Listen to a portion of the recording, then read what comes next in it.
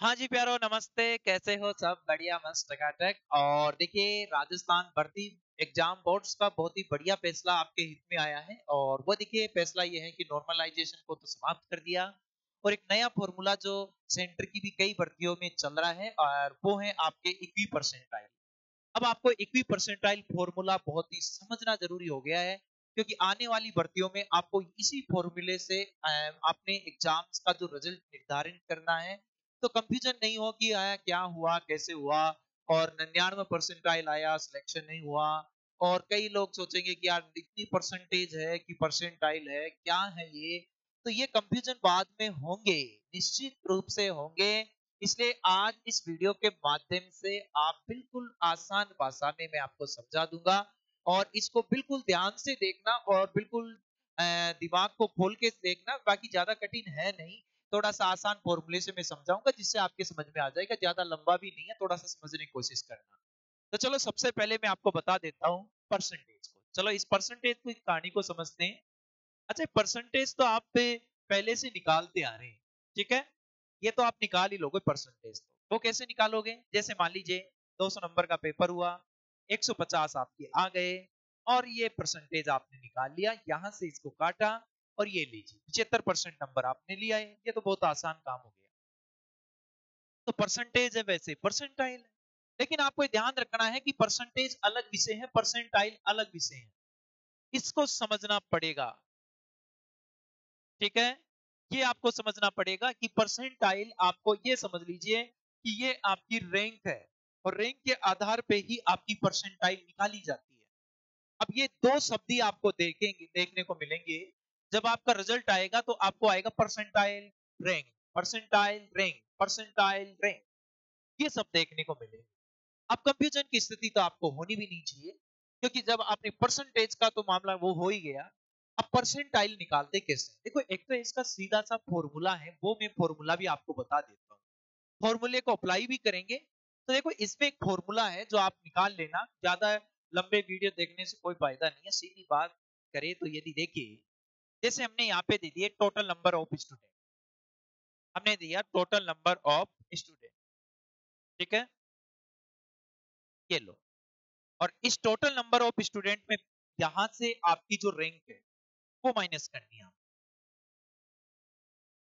ठीक है। और नीचे आपको वही वापस टोटल नंबर ऑफ स्टूडेंट, और इसमें फिर -1 करना है। मल्टीप्लाई में आपको 100, ठीक है। अब ये क्या हुआ, किस प्रकार से आया? तो देखो, ये आपके निकाल के देखते हैं कि आपकी जो रैंक आएगी, जैसे आपको एग्जाम में रैंक मिलेगी, वो रैंक के आधार पे आप अपना परसेंटाइल निकाल सकते हो। तो सबसे पहले हम परसेंटाइल निकाल लेते हैं। तो देखिए, जैसे मान लीजिए यहाँ पे देखिए, जैसे मान लीजिए किसी एग्जाम में 20 स्टूडेंट है, कितने हैं? 20। और इस 20 में आपकी रैंक आ गई 10, ठीक है। 10वीं रैंक आ गई आपकी 20 स्टूडेंट्स में से 10 नंबर। अब आते हैं यहाँ पे टोटल स्टूडेंट, फिर वही, फिर आपने -1 करना है, मल्टीप्लाई में कितना करना है? 100। यही था।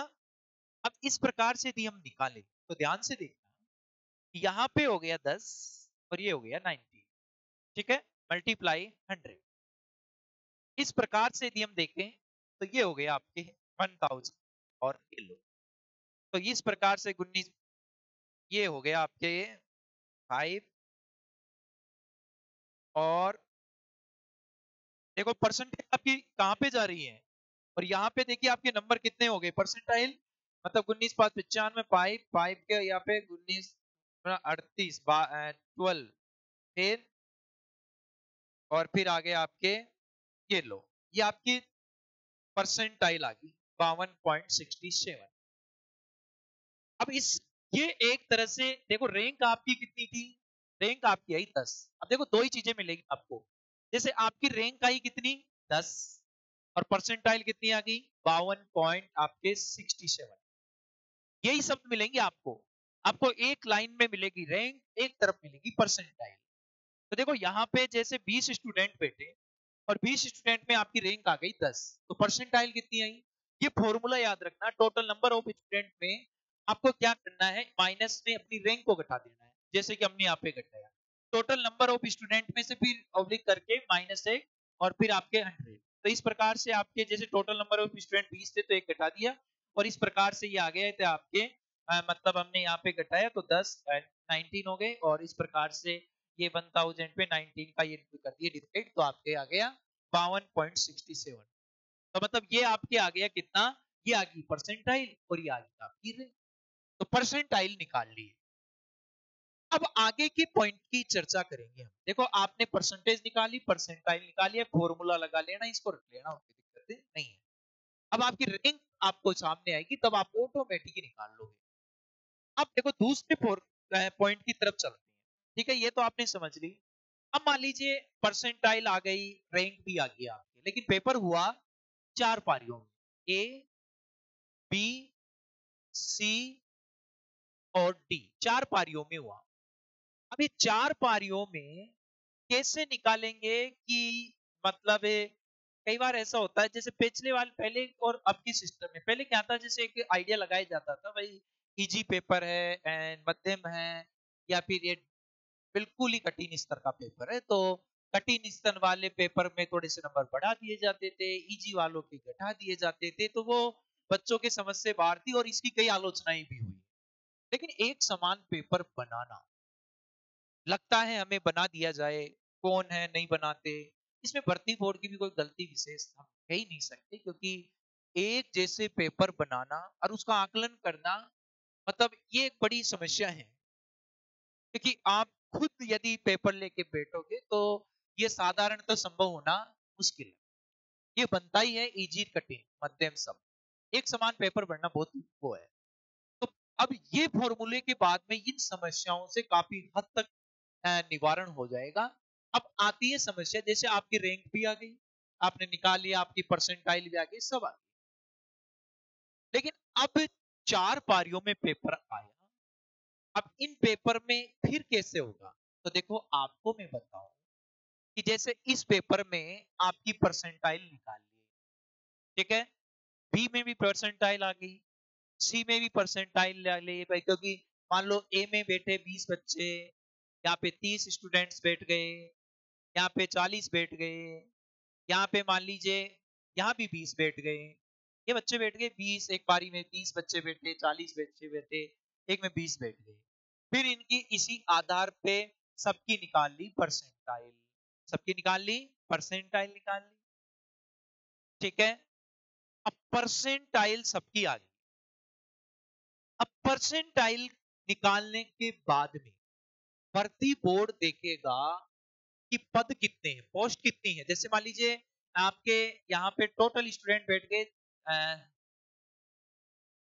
110 स्टूडेंट हो गई, अच्छा पोस्ट है टोटल 10 ही पोस्ट है सब, अरे लगभग ये बच्चे हो गए 50 एंड 90, 110 बच्चे हो गए।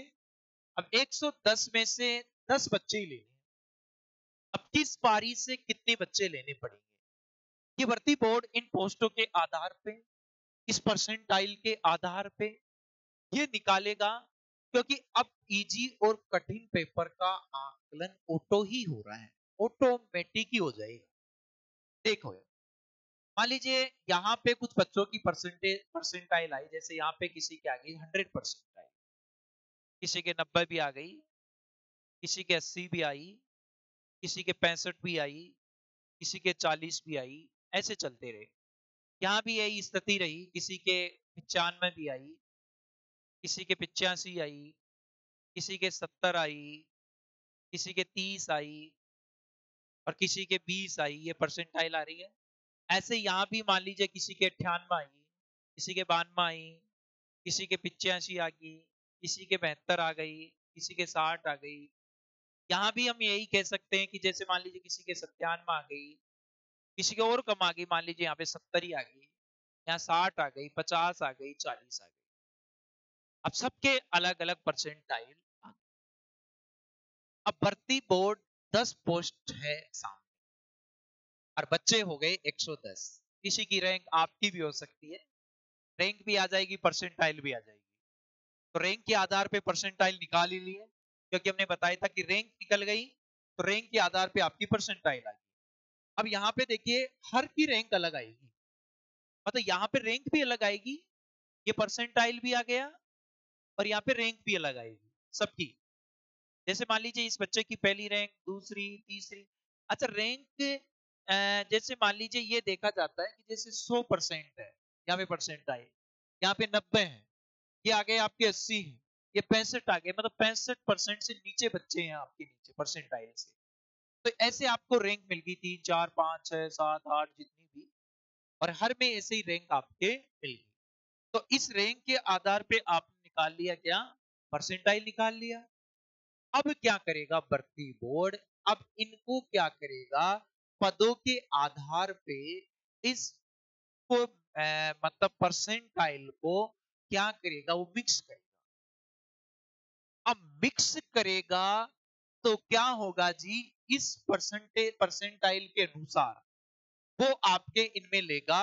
तो देखिए अब ये जैसे मान लीजिए 1 2 3 4, 1 2 3 4 5, ऐसे कर करके मतलब भर्ती बोर्ड वहां से चयनित करेगा, जिसमें आप ये देखोगे कि कई बार जैसे 100 परसेंटाइल है, उसपे 2 बच्चे हैं, 90 परसेंटाइल है, ठीक है, उसपे आपके जैसे फिर 100 से नीचे कितने हैं, 99 98, यहाँ पे कोई है क्या, ऐसे करके मतलब भर्ती बोर्ड परसेंटाइल के आधार पे 10 बच्चों का चयन करेगा। अब उसमें यह भी हो सकता है कि ए नंबर पे मतलब उस परसेंटाइल के आधार पे 3 बच्चे चयन हो जाए, सी पे आपके 4 बच्चे चयन हो जाए। इस प्रकार से परसेंटाइल निकाल कर मतलब उस पूरी फॉर्मूले को अप्लाई किया जाएगा, न कि एक सेक्शन के बी में घटाए जाएंगे, ए में बढ़ाए जाएंगे, वो सिस्टम नहीं है। वो सिस्टम बिल्कुल ही नहीं रहेगा कि उधर से घटाए उधर जोड़ दिए, उधर से घटाए उधर जोड़ दिए। वो बेकार सिस्टम जो है वो बिल्कुल डैमेज हो गया। अब परसेंटाइल का जो फॉर्मूले के आधार पे भर्ती बोर्ड आसानी से इसको चयन कर पाए।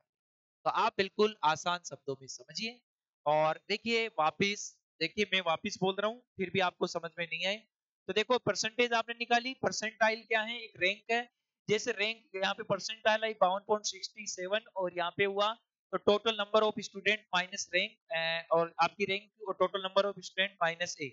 ये फॉर्मूला अप्लाई करती, जैसे 20 बच्चे बैठे भर्ती बोर्ड एग्जाम में, तो 10वीं आपकी रैंक आई, और रैंक आई तो उसके बाद में आपने फिर वही 20 माइनस 1, तो इस प्रकार से इस फॉर्मूले के माध्यम से आपका परसेंटाइल आ गया। तो परसेंटाइल आपके 52 पॉइंट, मतलब 52 से नीचे आपके क्या है कि जो बच्चे हैं 52 परसेंटाइल से आपके क्या है, मतलब जितने भी नीचे के बच्चे हैं उन बच्चों के आधार पे भर्ती बोर्ड क्या करेगा, मतलब आपको जैसे मान लीजिए 52.67 आया। अब जैसे 20 में से आपके जो बच्चे हैं वो नीचे 52 परसेंटाइल के नीचे जितने भी बच्चे हैं वो बिल्कुल आपसे कम है, और जो ज्यादा है उनकी परसेंटाइल आपसे ऊपर है। मतलब आपका चयन उस पोस्टों के आधार पे होगा कि आप कहां सुनिश्चित करते हो। यदि मान लीजिए 10 पोस्ट ही है तो 10 पोस्ट से यदि चयनित की जा रही है तो 52% तक आपके 10वें नंबर पे आना ही आना चाहिए।